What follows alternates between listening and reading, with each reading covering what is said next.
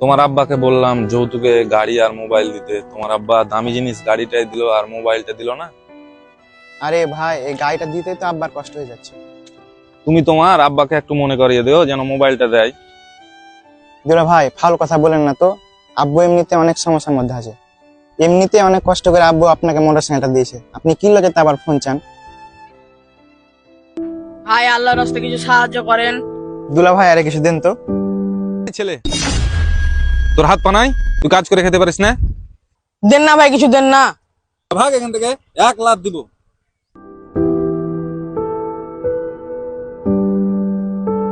শালার হাত পা ঠিক আছে, ওকে কেন ভিক্ষা দিব? অসহায় মানুষকে ভিক্ষা দিব? দুলা ভাই, আপনি ওকে ভিক্ষুক বলেন, সবচেয়ে বড় ভিক্ষুক তো আপনি। আপনার হাত পা থাকা সত্ত্বেও আপনি আমার আব্বার কাছ থেকে যৌতুক হিসাবে ভিক্ষা নিয়েছেন।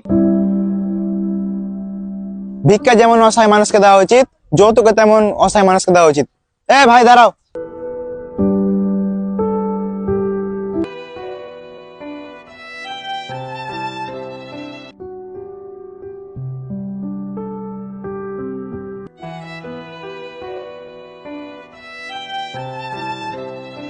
যৌতুকের কারণে অনেক পরিবার ধ্বংস হয়ে গিয়েছে। আসুন যৌতুক নেওয়া ও দেওয়া থেকে বিরত থাকি। আর ভিডিওটি ভালো লেগে থাকলে অবশ্যই লাইক, কমেন্ট আর শেয়ার করবেন। আর আমাদের পেজটিকে ফলো করে আমাদের সাথে থাকবেন।